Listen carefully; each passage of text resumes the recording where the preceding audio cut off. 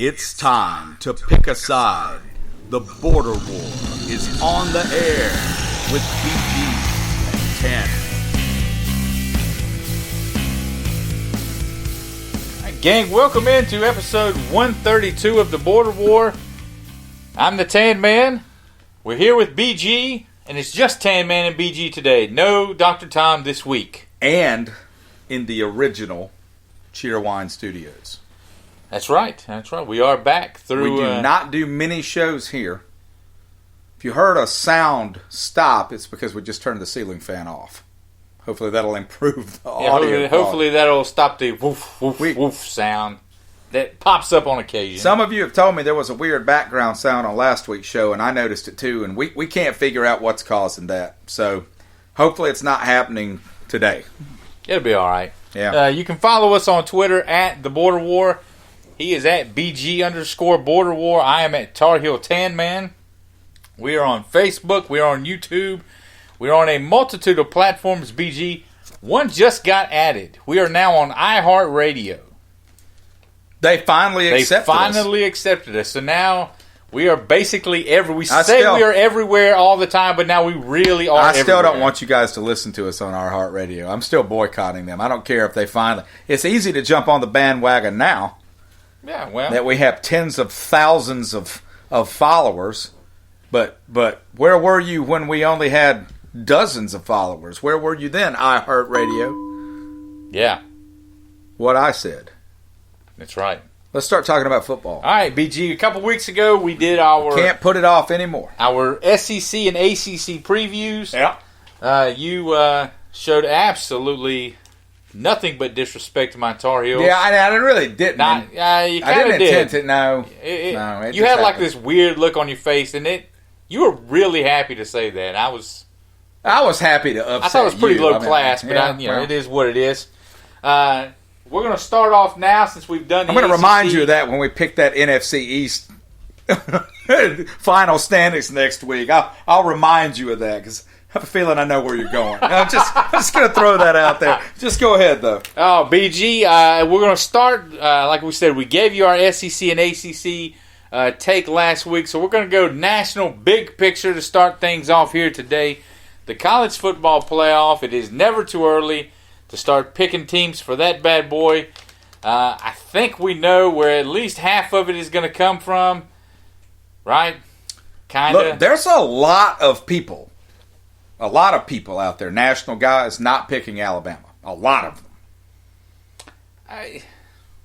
And again, I could see it. Well, it's not crazy. I'm sure you do the same thing I do when we get to this part in the season. You know, you sit down and you want to be interesting. Right. But you and I have always talked off the air, back when we used to talk about doing this before we started doing it. Our thing was always, we're not going to get on the air and lie. I'm not going to say something because I think it's interesting. Like some folks around here, at least in the upstate. Some folks that just, I want to have a big take. I mean, sometimes it just is what it is. Now, I've got one that's a little bit out there, but not if you look at their schedule. All right, so we'll get into it. All right, well, let's get started. I'll start us off. My first team is, no surprise, I'm going to Clemson Tigers. We're going to talk about the boring teams first. Yeah, we're going to knock those out. I've got Clemson in. That is what it is. I've also got Alabama in. But if you wanted to put somebody else, if you wanted to take Alabama out, to me it's not really that crazy. In 3, I've got Oklahoma. I think Jalen Hurts is going to pick up right where Baker Mayfield and then Kyler Murray left off. And my 4th team, BG, I'm going to Washington Huskies. All right. I'm going to Washington Huskies at 4. And I think mine is going to be exactly the same, and the difference between us is going to be one football game. Okay. I'm going by memory, so if I get this wrong, I'll just get wrong live on air. All right, so I've got Clemson. Mm-hmm. I've got Alabama. I've got Oklahoma. A lot of people picking Texas. I don't see it. I think Texas has to win a couple more hard games than Oklahoma does. Oklahoma has no tough road games. The only game they have that is tough is Texas, and that's not really a road game. But they're going to have to probably beat Texas twice. They very well might. They very well might, but I think a one-loss Oklahoma team could get in. Okay. I think, and I'm like you. Jalen Hurts out there, it just feels like it's their time. They haven't been in a couple of years now. They'll be back. Okay, so we agree on that. My fourth team, and it comes down to this one game with Washington, is Utah. If you look at, and it sounds funny, okay, but I think they're in most polls, they're ranked around 12, 11, somewhere in there. If you look at their schedule, that is the only real football game they play. If they can beat Washington on the road, they'll be in the college football playoff. And I agree with you, though. If Washington wins that game, I think Washington goes. I think one of those teams go. A lot of people picking Oregon. I looked at their schedule. It just seems tougher to me. Yeah. And that's the thing about this, man. It's not always about who the better football team is. You have to look at these teams' schedules.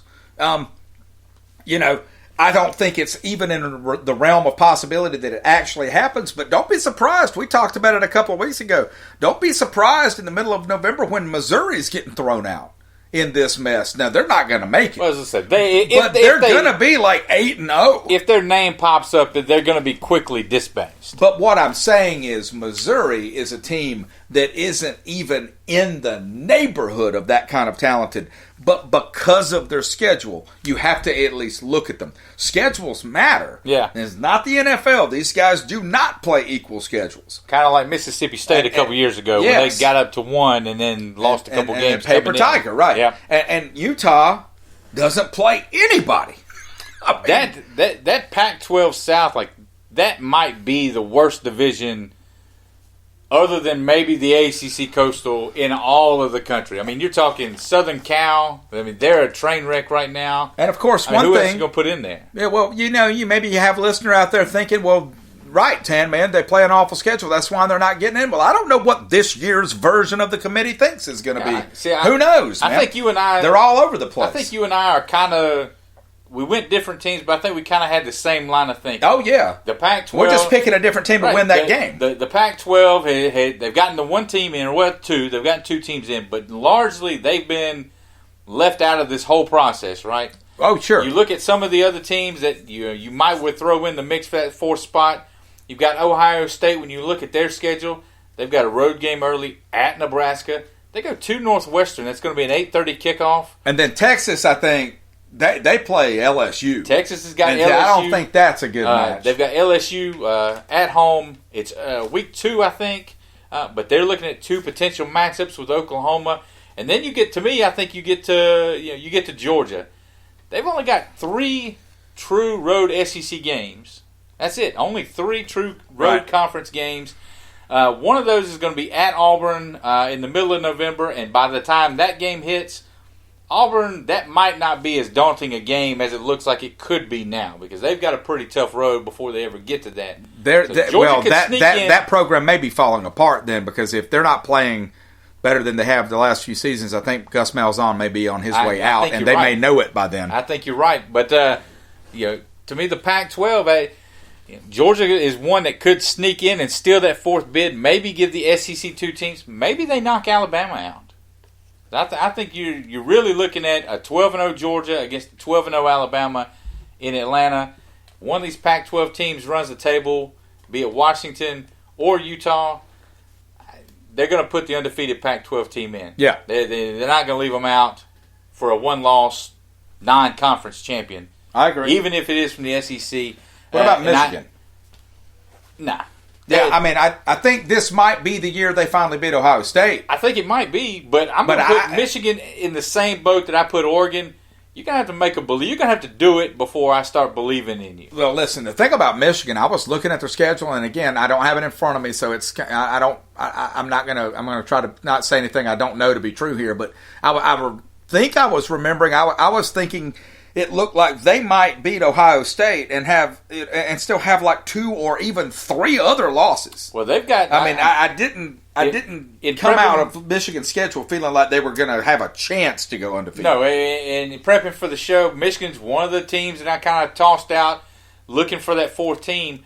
Right now, their schedule is set up kind of like Notre Dame's was last year. We look, and you've got 6. Right now, they've got 6 teams who are currently ranked in the top 25 on that schedule, but none of them, other than Ohio State, none of them are at the top. They're kind of in that middle of the ranking, between 13 and 20 kind of deal. But I'm with you. I think at some point they're going to drop one or two that they probably shouldn't, and 2 losses is going to knock you out. Michigan and Oregon, same deal.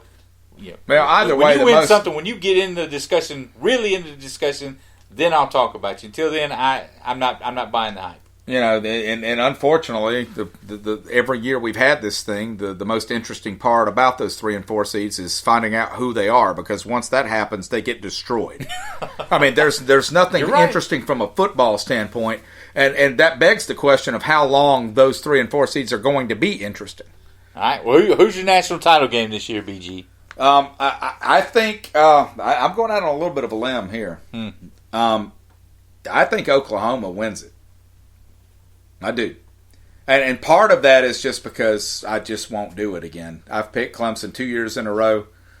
Do I think there's a really good chance Clemson wins a national title again this year? Yeah. Mm-hmm. Do I think there's a really good chance Alabama wins a national title this year? Yeah. Do I think there's a really good chance Utah wins a national title this year? No. No. I just think that at some point this mold has to break some. At some point, we're going to have a really good game. What about this? What about if instead of Alabama not making it, what if they're a 3 seed? Well, they were a 4 seed a couple years ago. What if Clemson and Alabama play in the first game, like they did 2 years ago, right? And so, what if the national title game?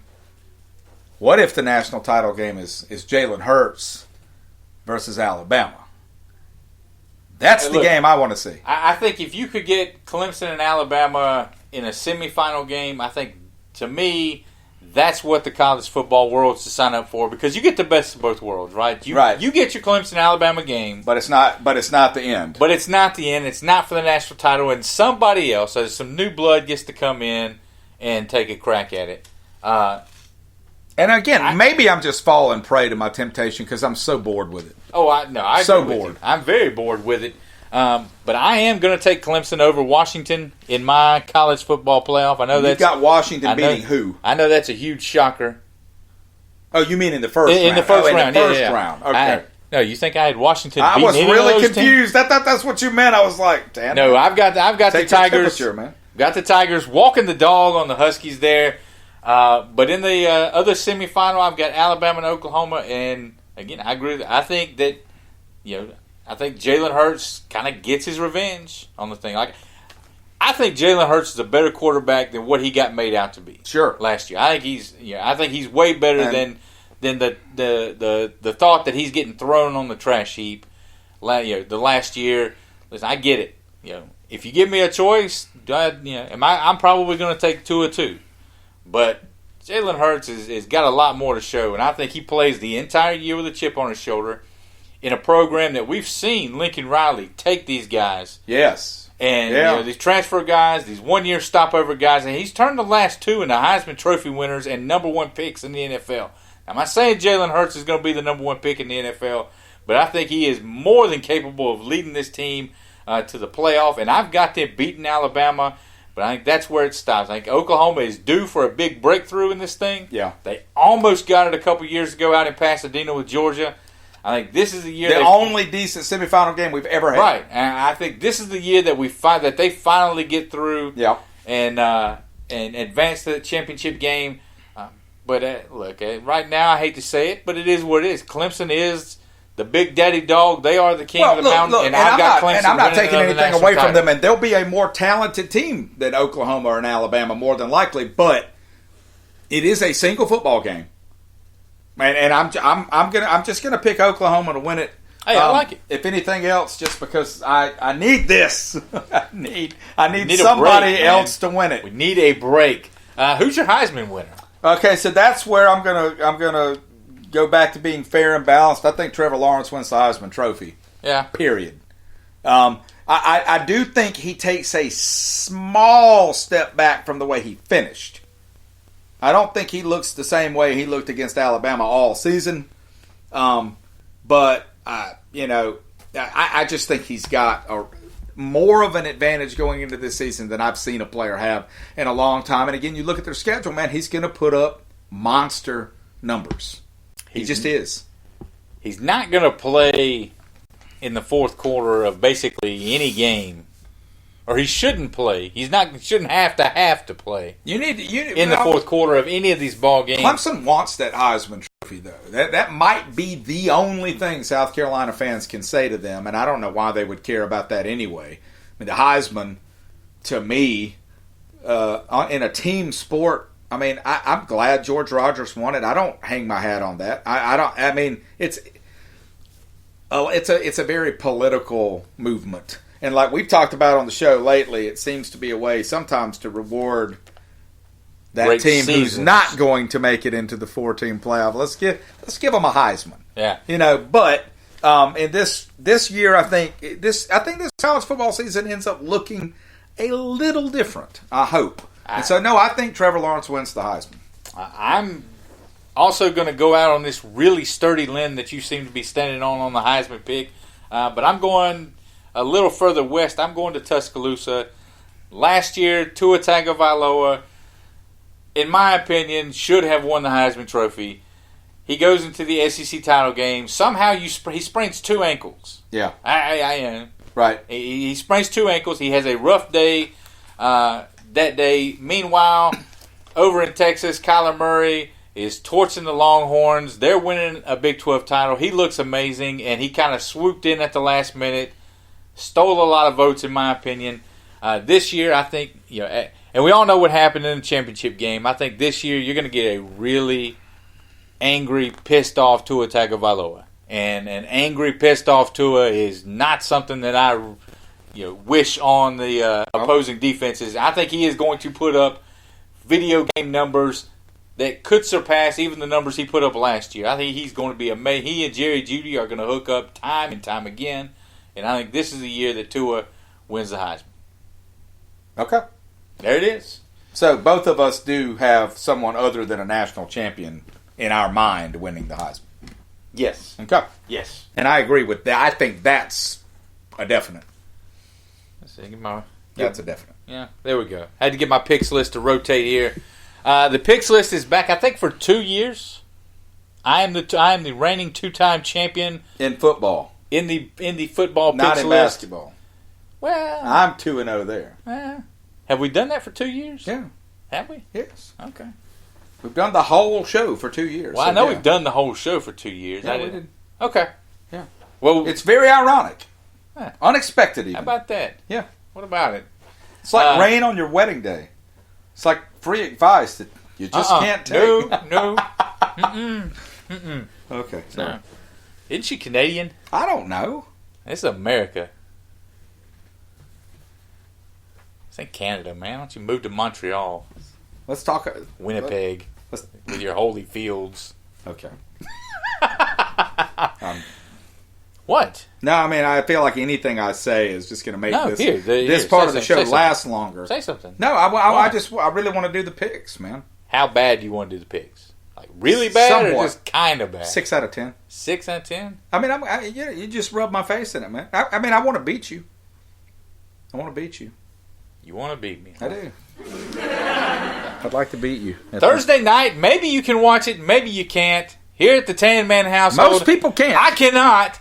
What an awful time to launch a network, by the way. Oh, no, they have screwed this thing up to the nth degree. Not to me, I probably said this before. Of all the games that you're going to lead off your network with, this one? Yeah. This one. Georgia Tech at Clemson. The first game on the picks list, Thursday night. Colin Cowherd moved way down my list the other day. Said this was a potential upset. Man, shut up. Shut up. Colin Cowherd has not watched any ACC football in a long time. It is not the Tommy Bowden era. No. The Tigers on OddsShark this morning, and when I put the list together, I could get you Georgia Tech and 36 points, BG. So it's 36 enough to entice you to take the Yellow Jackets as they open up a new era of the ACC. No, and primarily it's just because I know how good this Clemson defense is going to be at stopping their offense. I think you're going to see Clemson playing on a short field. I think there's a chance that the Clemson tries not to win this game by 36 points, and they just can't help it. I think Georgia Tech's going to be punting a lot. They're going to be giving Clemson the ball on like Clemson's own 45-yard line over and over and over.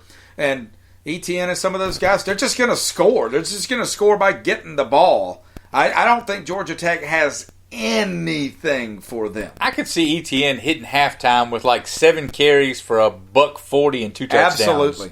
Absolutely. 36 points is not anywhere near enough. I think this thing might be 36 by halftime. I'm going to take Clemson, and they're going to win this one by at least 40. Agreed. It's not going to be close.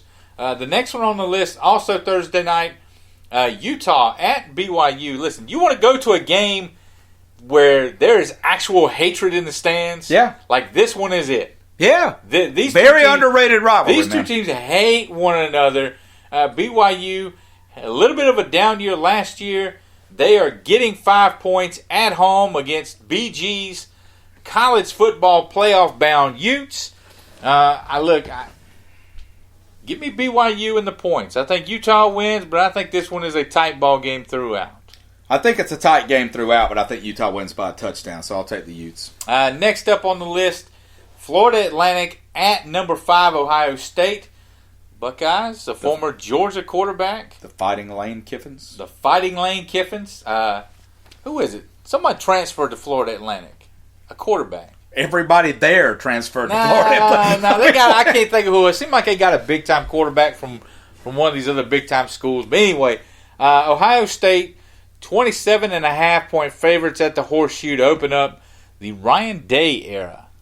You just wonder if Ohio State comes off sort of sloppy, like that game we just watched this week. New quarterback. Maybe they're just kind of rusty on offense. Mm-hmm. That's the only way I could justify it. I'm going to take the Buckeyes in the points, though. Yeah, it feels like we did this Florida Atlantic thing last year. I want to say they opened up with Oklahoma last year. And it's like, oh, man, yeah, right. We're going to go out there. It's going to be tight. It's going to be it's the first game of the year. First game. It's going to be a sneaky tight game for Oklahoma. And Oklahoma went out there and beat them like 60-7 or something. Right. This is the same thing here. I think Ohio State wins this one by a wide margin, at least 4 touchdowns, and they cover the 27.5. Another one is the first one of these neutral site games. Let me ask you, I've railed about these things, but does it seem like there's less of these big-time Week 1 college football matchups this year? Yeah, it does. I was just saying, maybe it was just me. This is one that I don't know who scheduled this. But this is Duke's basketball team versus Alabama's football team, right? Oh, is that what it is? It's first time ever. Is Zion playing in this one? Well, yeah. He plays for Duke, right? Oh, he's already gone. That seemed to go fast, didn't it? Oh, well, shocker. The Blue Devils taking on Alabama down in Atlanta. Basically, Alabama's second home, it feels like. Okay. Alabama 35-point favorites in this one. Duke, listen, they get like a really good player every handful of years, and the one they had is on the screen right now. Just left. They are not going to come anywhere close to covering this spread. If this was last year and they had Daniel Jones at quarterback, then that would be different. I might think they could cover this spread. That would be different. They are breaking in a new quarterback against that defense. Nope. Nope. Northwestern at Stanford. So we haven't deviated. No, I did take you. I took Utah. You took BYU. Took Utah. I took BYU. Okay, all right. Northwestern at Stanford out on the farm. This one seems like a fun game, man. We'll call it like the Nerd Bowl or something. Stanford 6.5-point favorites. Will Andrew Luck be in the crowd? Andrew Luck might come back and play. He might. He might come for Northwestern. Give me. I don't know. Give me Stanford. I'll give the points. It's at Stanford. Northwestern's coming out. That's a long way, man. Way away. Yeah, I'm going to go with you on that one. I think Stanford probably. It's a touchdown. Nothing about Northwestern makes me think Road Warriors. So, I know they've had some good seasons past couple of years. It seems like they're like a steady 8-win team every year. Really like Stanford's coach, though, man. I'm a little surprised he's never gotten Yeah. more NFL. I Like, suspect his name came up a lot a few I years ago. suspect but- he has his agent shutting that stuff down. Listen, I think he might be the kind of guy that just knows, nope, that's not me. I don't want it. that's a great job, man. Stanford's a great It job. is a He's great turned job. it into a great job. Or, Interesting thing for maybe a summer conversation. The stuff we always forget to write down and don't ever remember we when have we need these it. great ideas for these summer You know, shows, the- and we never do any The of it. idea has always been that NFL jobs are a lot worse, right? A lot more hours, harder. I wonder if that's actually turning. I wonder if because of recruiting, if college jobs are actually more stressful and longer hours than NFL jobs now. I wonder that. I really do. It's year round, man. It is. It's year round. It is. Boise State coming all the way down east. They're taking on Florida State. The game is in Jacksonville. The Noles just announced that James Blackman beat out the Wisconsin grad transfer Alex Hornibrook. So Blackman's going to be your quarterback again this year. The Noles 5.5-point favorites over Boise State. I think Florida State wins the game. I don't think they cover. I think they probably look a little sloppy. I'm not buying them yet. I do have them finishing second in the Atlantic, but that's just sort of a rock, paper, scissors game. I don't think Florida State's there yet. What do you have to go on? Boise State's always such a well-coached team. They're the definition of cover the spread to me. I think that the fact that you've got Boise State coming all the way down to Jacksonville to play this game, and Florida State is only a 5.5, less than a touchdown favorite. That tells you something. I'm going to go Boise State here. I'm going to go Boise State To win? I'm going to go Boise State to win. I think it could happen. Because, listen, I've seen enough of James Blackman to know that I'm not really that impressed with him. Yeah. I mean, to me, it just kind of is what it is. We've seen what he is.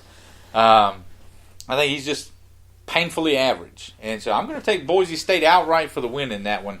What do you think about these SEC conference game openers? You guys have had a few. We've played on the road at Vanderbilt twice to open the league. Well, it seems like it's been more Muschampe's than first that. game was at Vanderbilt. Yeah. Georgia at Vandy. Vandy getting 21 to open up the year against a possible national championship team. I think Georgia blows the doors off of them. You get it? It took me a second. Yeah, Georgia wins this game by, I don't know, 30, 35. I mean, yeah. Yeah, no, listen, Georgia's... This is no game. No, listen, they've got a specific path that they're on right now.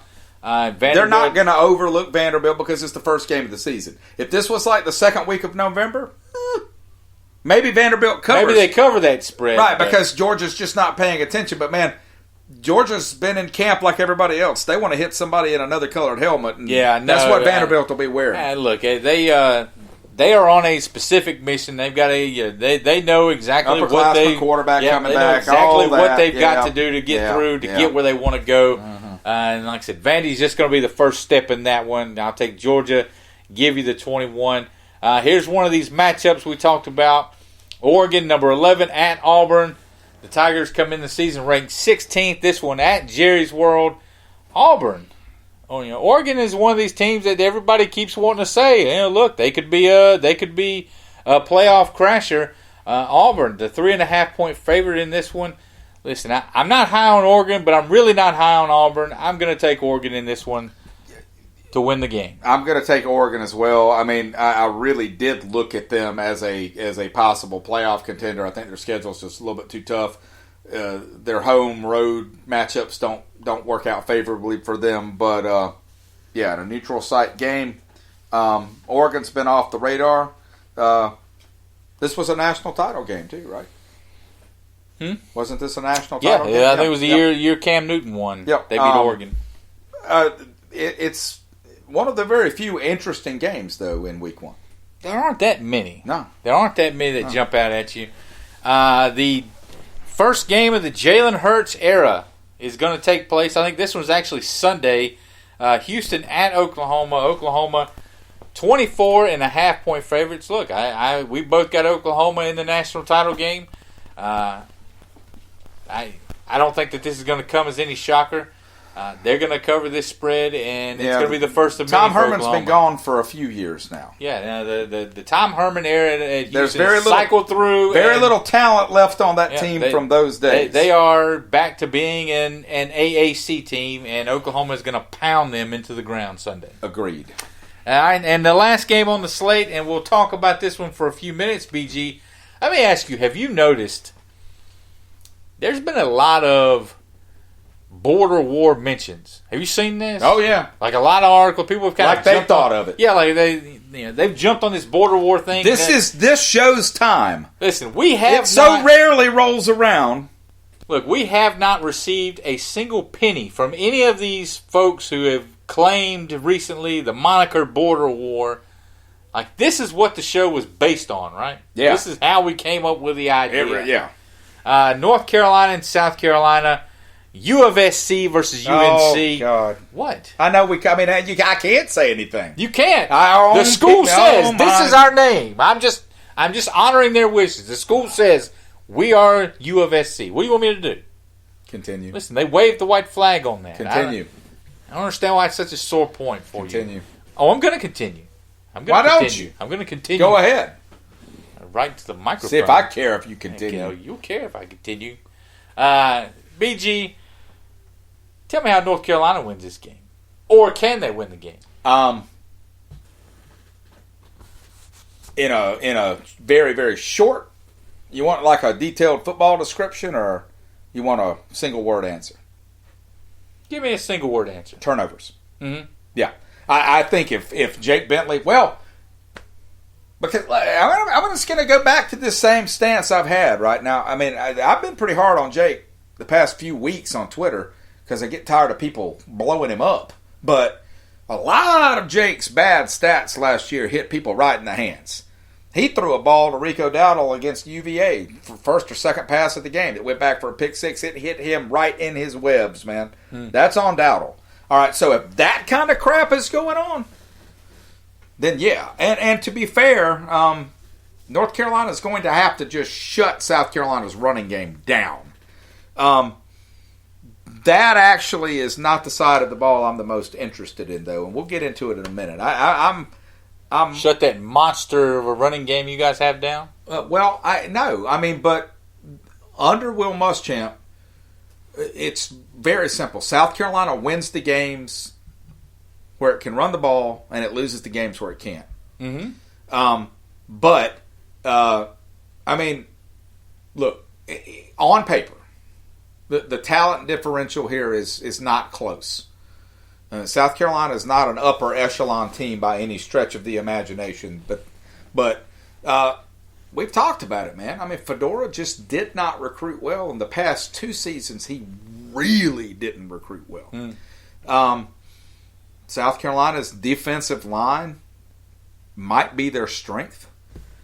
You guys have a true freshman center protecting a true freshman quarterback with Javon Kinlaw lined up across from him. I don't like the way that looks if I'm a North Carolina fan. But, again, when has South Carolina ever put their foot down on somebody's throat and crushed it past 4 seasons? When has South Carolina ever come out and made a statement in week 1? It's been a long time. It's been a long time. Or like what is it? Who did Dylan Thompson's first game when he fielded where I think it was East Carolina where they beat them 59-7 or something like that. Other than that, most of South Carolina's first games have just been right. Yeah, you talked about it. Those Vanderbilt games. Yeah. They opened the season up there. They've had several of those. Even the really, really good Spurrier teams, the 2 years we opened with North Carolina State, even the game where we beat them, we beat them 30-0, but it didn't feel like 30-0. I was actually at that game. Look, I think if North Carolina is going to win, they've got to keep this game somewhere in the mid to high 20s. Yeah. Last year, look, they could move the ball. They averaged almost 450 yards a game last year, but they couldn't score, and they couldn't. They didn't have any big plays. They couldn't push the ball down the field, and a lot of that's because they just didn't have the quarterback to. If Sam Howell is that guy, then listen. The offense, like I said, was able to move the ball last year. If Sam Howell can push it downfield a little bit, then they'll score a few more points. And all of a sudden, some of these close games they've lost the last few years, you win some of those, and all of a sudden, you don't look like a 2-9, 3-9 football team. All of a sudden, you're a lot closer to being being a 6 or 7 win team than I think their record would indicate. But the guy I'm looking to is Phil Longo, the offensive coordinator, comes over from Ole Miss. You've seen what he did at Ole Miss with some of those guys. The one thing they did, they couldn't stop anybody. But the one thing they did was put points on the board. Yeah. What did they hang on you guys last year? 40-something? Right. I mean, look, we've got some receivers that we feel like can stretch the field. But more importantly, we've got 2 guys at running back in Carter and Williams, kind of a thunder and lightning combination. Listen, I think early on, Sam Howell is going to he's a true freshman, starting his first game, obviously, and he's from like 30 miles away outside of Charlotte. This is basically in his backyard. Mm-hmm. Don't let things get too big for him too early. But lean on these 2 guys. Let's be clear too. That stadium's not going to be full. No, it's not. It's not going to be full. They're charging way too much for this game. Those tickets, those prices were crazy high.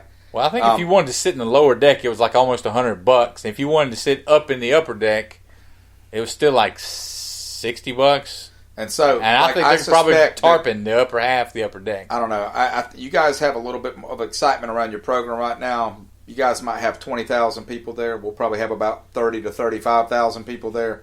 That leaves 5 digits of empty seats, man. It's not going to be like a loud, intimidating environment for him at all. No, it's not. But again, you're playing an SEC team. You guys, I think South Carolina is probably one of the 30 to 35 best teams in the country. I think that's maybe 40.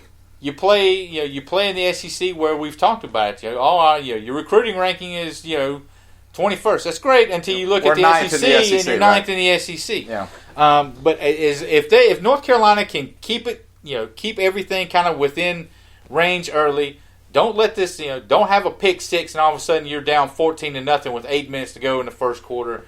Lean on Carter and Williams early, keep it close, and then you can take some shots in the second half. But I think they can't allow this thing to get into a big time shootout. No, I definitely agree with that. I think that what I'm really interested to see, aside from I'm always interested in our offense. I'm interested to see if all the off-season stuff that you've quietly heard about Jake Bentley and how he's looked at these camps, if any of it's true, if any of it actually translates into him taking a step forward. The paper tells you he won't. You could make the argument that his best 6-game stretch was as a true freshman, right? Mm. I mean, that he looked better as a freshman than he has since. I think it comes down to our running game, but what I really, really, really want to see is when you guys have the ball. Travaris Robinson has come out and kind of said like he feels comfortable of now with our 2 massive cornerbacks. You got 2 cornerbacks, 6'3", one of them 6'4", that he wants to play press 65 or 70% of the time. That he wants to bring those cornerbacks up 3 yards off those out receivers and push them into the dirt. Mm-hmm. That he does not want to play catch and release. He doesn't want to play zone. And so if that's what's happening, what's happening on the field, all the film that North Carolina has on South Carolina on defensively is worthless. Right. Not only that, but again, toward the end of the season, there's not one guy playing for us this year that was healthy last year. And I'm curious to see if South Carolina's defense can get pressure on your true freshman early, get in his head, mix things up. Those are all things, and I mean, again, I'm not leading into making a point. You know better than anybody that I'm not the guy who's going to come in here and beat my chest about South Carolina just because we're playing you guys and it would be fun to make some noise. If I had to say, I guess I feel better than average for a South Carolina game about winning. But as for the spread, as for how good we're looking, hey, look, North Carolina's defense last year, it was just flat bad. It's been bad the last couple of years. But it couldn't have been worse than ours. I saw a stat, 13 out of the last 23 games we've played, we've given up at least 33 points. I mean, we have not... But you don't... I mean, that's the thing. You're not going to score 33 points in this game. We haven't stopped anybody, and you always hear... you look up and start checking out the Carolina program, what the team looks like, etc. And everybody always wants to talk about experience. Oh, we have a senior here. We returned this many guys. What's like the old adage? Well, that's great if you've got 8 returning stars, wherever they have. But if if there are 8 guys who've gotten torched the last 2 years, and what good is that? Right. So, very interested to see what Jay Bateman brings over from Army. Like I said, he's got a lot of experience. Is it one of these things where a new voice, a new scheme or something can kind of fix some of that stuff and cover some of that stuff? We'll see. And if North Carolina gets down 14-0 in the first half, is the coaching staff able to hold that psyche together? Right. All those things come into play. To me, for South Carolina, I've got 2 questions. One is who they find, who steps up to replace that role that Debo Samuel had. You saw in the bowl game when he sat out. I think it kind of has to be Shi Smith. I mean, they were, when he sat out, again, you had a whole month to prepare, and they came out in that bowl game, and it's been talked to death. They were terrible. Yes. That's the bottom line. They were terrible. And we talked a couple weeks ago, Tavian Feaster. I'm interested to see what his role in that offense is and what the South Carolina run game actually looks like, because it has not been very good the last few years. Local guy that we give a hard time to, and I'm not going to name him, but his take a couple of weeks ago, and I thought it was a pretty good one, so I'm going to give credit where it's due, that you can't, if you're Will Muschamp, you can't have a Clemson guy transfer your team. He's a senior. You've got a senior running back that's been there for 4 years. You can't start Tavian Feaster in this game, give him 25 carries. His contention was crap. Well, see, but if Feaster's the best man in camp, then he gets the carries. And that is all the stuff the coaches say. But I get where he's coming from. My take is that I don't think Rico Dowdle is that guy, right? He hasn't earned. He's had plenty of chances. He has not earned that kind of respect. If this is not Marcus Lattimore we're talking about here. Pretend Marcus Lattimore had Dowdle's numbers, right? But Lattimore's personality. Then I could kind of see the idea of you don't want to just be like, look, man. Right. But that's not Rico Dowdle. Rico Dowdle kind of comes off a bit like a punk. I mean, it doesn't always look like he wants to be out there, taps himself out of games a good bit of the time. If Feaster has come in and lit a fire under his butt, good. But I'm with you. But the best thing that can happen is early on for Feaster, even if he's not starting, to get a carry, break a big run, even if you don't score, just to say, man, I'm here. Right. I'm here. They can't stop me. Give me the ball. I'm not completely sold that Tavian Feaster is the dude that everybody thought he was going to be coming out of high school. Well, I mean, I don't think he would be in this position if he were. Right. I'm not sold that Feaster can be your main guy, a main workhorse on a college, on a big time college football team. But that argument that you can't give him the carries because you need to give them to Dowdle because Dowdle's been here.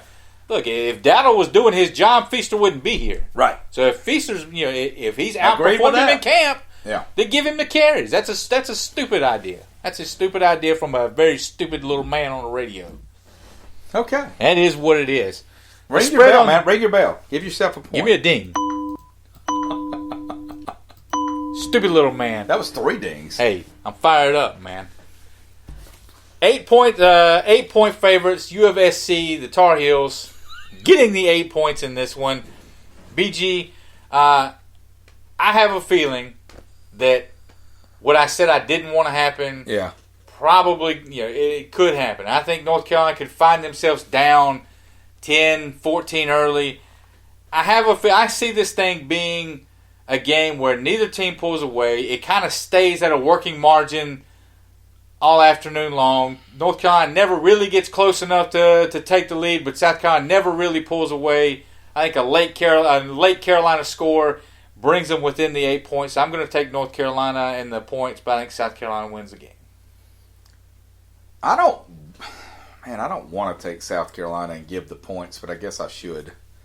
I don't think, let's be honest, I don't think it's absolutely insane to think South Carolina might win this game by 11 to 12, 10 points. No, it's not. And so I'll go with South Carolina.